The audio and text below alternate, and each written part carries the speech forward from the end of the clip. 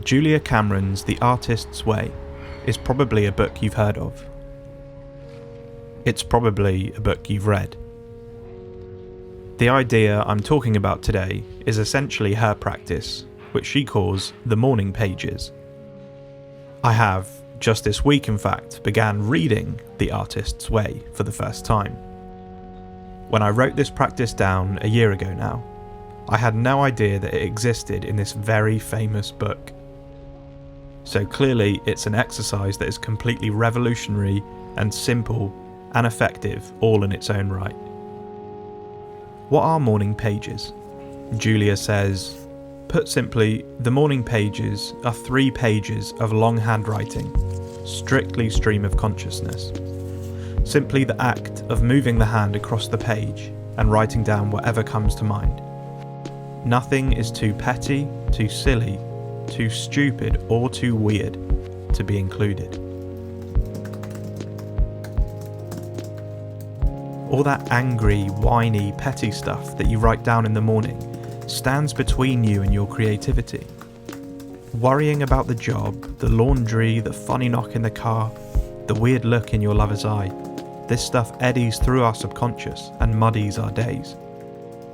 Get it on the page. In writing out all of my thoughts and feelings like this, it begins to warm up my hands. They begin to work. And as I begin to work, the ideas slowly begin to materialise. It gets over that blank page staring at you. As you begin to fill the page with words, you're almost tricking your brain into thinking that you're getting work done. Work then naturally flows from this state. I actually used this method at the start of making every single one of these weekly videos. I begin with a blank document in an app called Paper. It's a brilliant note-taking app. I love its dark mode. It's very clean and minimalist, and in full screen there are no distractions. It's just writing. I write the title for that week's video and begin to write down all of my thoughts and fears about that particular process.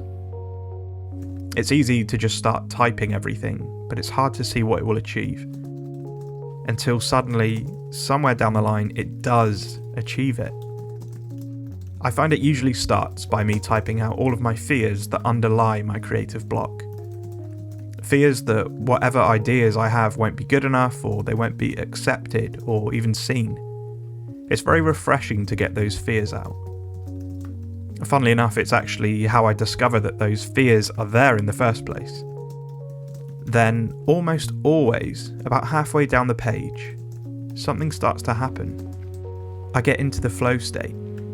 My brain has overcome its obstacle of passivity, and it's been jump-started into action. Ideas begin to formulate. Plans of action start to come. It doesn't always work like this, but I do kind of believe if I sit and type for long enough, something will happen. Somewhere in the mess of my brain is an idea that was waiting to be uncovered, waiting to be articulated. So this is a method that I actually use all the time for these weekly videos on YouTube. So I thought it'd be cool just to, if we just go into a random one now and have a look. Definitely my most popular video that I made this year about watching Van Neistat. Funnily enough, this one actually starts with me saying, this will be a very tricky video to film. It was. So then I just start coming up with a shot list. So this is all just, what's the word? Train of thought?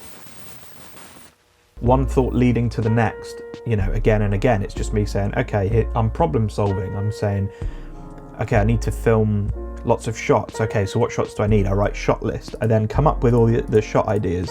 I just start typing all of these different problems that I've had, and then as I start answering that first problem, you answer the next problem and the next problem. And as you can see here, I start writing up here. It's not until we get all the way down to about here where I finally come up with the idea for the video. So you won't always get there immediately, but that's the point of this practice. You're just getting stuff out and out and out until you get to that bit of gold at the end of the rainbow, or you dig for it. There's an analogy in there somewhere, we can all agree. This practice is for anyone who's overwhelmed, anyone struggling to know where to start, and that's me every single Monday.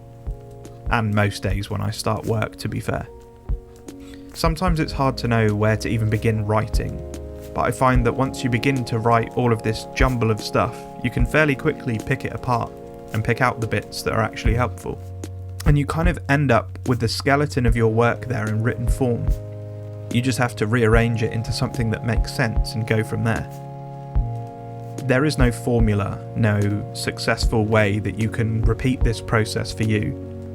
It's going to be different for everyone, and it works differently for me even day to day.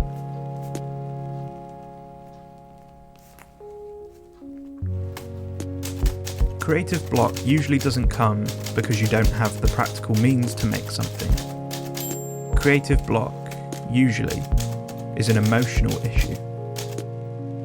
Quite often it's imposter syndrome stopping you from working, or it's an overall feeling of inadequacy, of feeling unqualified to talk on a particular subject, for example. Perhaps it's just fatigue. You're so tired and burnt out from other pressures in your life, and it's those that are getting in the way of your work. Not anything practical, just purely emotional. By writing out your thoughts and feelings as raw and honestly as possible, you begin to better understand the jumbled thoughts in your head.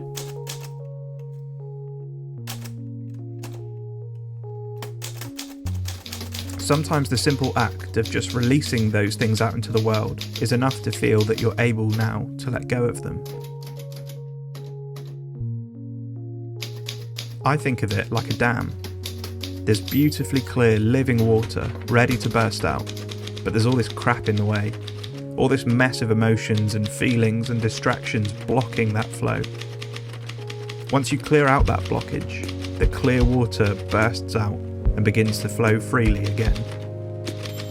What comes out at first isn't really important. What's important is just getting it out.